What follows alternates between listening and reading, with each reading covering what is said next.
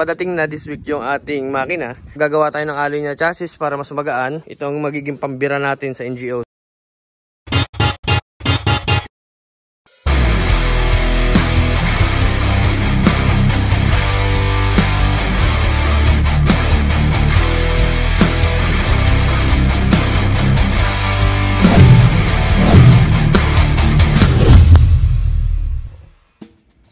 Ay, ito na naman, pang YouTube. Anyway, so isang mabilisang vlog, mga 10 minutes na vlog, pataas mo. Mabilis lang yan para sa akin. And ayan, so nakikita nyo naman, bumili ako ng bagong chassis. Padating na this week yung ating makina. And yung makina ngayon, yung makina na yon, instead na dito natin kay Stoker i-align, is dito natin, itong chassis na ito ang ating pagpapraktisan. Yan, bakit? Kasi kung napapansin nyo, dun sa mga nakaraang, halimbawa dun sa mga nakaraang NGO, yung 450 ni na Axel, ni na JC Ulip, dun sa ibang 450 na lumahok noong NGO, lahat ng drag bike nila, kung napapansin nyo, nakalabas ang kanilang head dito sa party na to. Yan. Ito yung halimbawa chassis ng mga drag bike nila, nakalabas dito yung head nila. Kunin natin example itong si Stoker. Ito yung head niya. Yan. Ito yung head niya. So pag nag-align tayo nung pang 450cc, since mataas yung stroke niya at malaki yung head niya, itong expect nyo itong head na ito, lalabas yan sa parte na to. Kasi masyado na siyang malaki. Ngayon, pag lumabas siya sa parte na yan, dito sa parte na to, itong part na yan, yan. Tutukod siya ngayon sa head. So therefore, ang kailangan natin gawin dyan sa head na yan, instead na nakaganyan siya, ibubuka natin siya papaganyan. Ibubuka natin papaganyan. Para lang lumusot yung head niya. Kuha. Ibubuka natin yung papaganyan. Yung kabila ay dito din, nakabukang papaganyan. Para lumusot yung head sa taas. Yan. Para din hindi makompromise yung ano niya. Ito, yung mismong chassis niya. Pero ganyan para na magiging itsura niya. So lalabas siya, papaganyan. Papaganyan. So ito. Dito tayo sa kabila. So, dito yan papapasukin natin dyan. So, ang mangyayari dyan, babawasan natin yan. Tapos ito. So, ang tanong, bakit pa ako kumuha ng chassis? So, magiging practice natin ito, magiging basis o magiging template natin sa pag-a-align ng makina. Kasi itong ating chassis na ito ay ito yung pagbabasihan natin sa gagawin nating alloy na chassis. Yes, magagawa tayo ng alloy na chassis para mas magaan. So, kung napapansin nyo ito mga nasa 20 kilos yata ito, 15 hanggang 20 hanggang 25 kilos, hindi ko alam. Pero napakabigat ng chassis ng Raider. Ngayon, ang concept ko kasi is fake Raider, pang-scam na Raider, yan. Na hindi nila alam, magmumukhang Raider siya, stock na Raider, and at the same time, napakalakas ng power. Hindi kapantay ng stock na Raider. So, ang kailangan natin gawin dyan is i-align natin sa chassis na ito, maging basihan natin ito. Pag tapos na, saka tayo magagawa ng alloy chassis. Mura lang naman bili ko dito, nasa wala pang 1,000. So, pagkukuha na natin ito, yung magiging matitira sa kanya once na may align natin ito. Pagkukuha na natin itong tornilyuhan niya, itong mga bracket niya, yan, yung mga butas-butas niyang yan. Kasi para makabitan natin ng fairings, ito. At saka at the same time, magmukha siyang stock na chassis. Makabitan pa rin natin ng stock na fairings, ng stock na accessories, at saka mga stock na parts ng tunay na Raider. So, kaya pagbabasihan natin yan. So, ayun, since malaki yung block niya, tatabasin natin siya dyan, ilalabas natin siya dyan. Pagkalabas niyan, yung forma dito, para magkameron siya ng enough na clearance, tatabasan pa rin natin siya dyan para maging mas matibay and at the same time gagaan. Ngayon, pag okay na, saka tayo magpapa-align ng alloy na chassis. Ito naman si Stoker, kung napapansin nyo, kaya din ako bumili nun kasi ayoko ng pakialman ito. Ayoko ng pakialman yan. Okay na yan, price possession ko na yan sa aking pagkakamali dito kay Stoker. At least yung makina ngayon 500cc. Hindi man siya umaandar ngayon, pero soon papaandarin natin siya. It's either gawin natin yung head niyan, ilagay natin sa sniper, o kaya ito ay i-convert natin sa carb type. Ito ang magiging pambira natin sa NGO, so super open. So papaandarin lang natin, pag sumabog-sabog, wala tayong magagawa. Ganun talaga. Yun talaga yun din ang kakalabasan niya sa pagsabog din lang. Kaya sige, bago sumabog, ilaban natin ang NGO. Yang makina na yan, tsaka yung chassis na yan.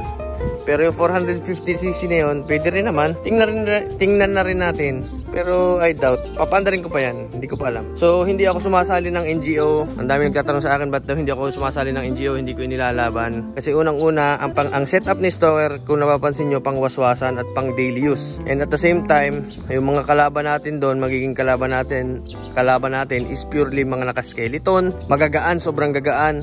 Kasi, ang purpose niya, ang sole purpose lang nila talaga is pang karera. Unlike kay Stalker, pinapang daily ko siya. Roadworthy siya. Meron siyang ilaw, signal light, kompleto sa preno, accessories, may starter, may stoplight. Ay, wala siya ngayon, hindi nakakabit. Pero meron siyang stoplight, tail light, may tambutso. Kompleto siya. So, ang concept kasi niya is purely pang street bike concept. Street bike na hindi ako medyo sumunod sa utos. Hindi ako sumunod sa rules. So, meron ako sariling rules na hindi dahil yun yung gusto ko. Dahil yun yung inilagay ko para additional performance kay Stalker. Kaya ganyan yan. So, rim set siya. Sa likod, sa harap ay mags. Mags kasi mas madaling linisin ang mags. Tamad kasi ako eh. Mas madaling linisin ang mags and at the same time, naka-dual disc brake siya. Pag nag-rim set ka, tapos nag-dual disc brake ka, bibigat din siya kasi gawa ng disc mo. Mabigat yung disc na hindi stock. Kaya itong nilagay ko, dual disc brake na mags. Madali pa siyang linisin, maganda pang tingnan, di ba? Tapos naka Racing Boy. Ang alam ko kasi sa Thailand concept, bawal kasi ang bawal ang naka Racing Boy na na parts. Ito Racing Boy din ito. Yan lang, medyo minodify ko lang kaya ganyan na naging itsura. Racing Boy din yan. Kasi trusted ko kasi ang Racing Boy eh. Matigas sa mga parts niya and at the same time hindi siya bumibigay pag Hindi pa ako nagkakita ng Racing Boy na lamalya. Pero kung may nakita na kayo, so comment down below na lang and basta yun. Trusted ko kasi ang Racing Boy. Pangit man ang pangalan, Racing Boy pambata. Pero kaysa sa Racing Monkey, unggoy, ay di boy na lang, di ba? So ito naman, ang naman natin, sa likod naman natin ay rims. By 18 yan. So, kinuha ko pa yan kay Boss Henry.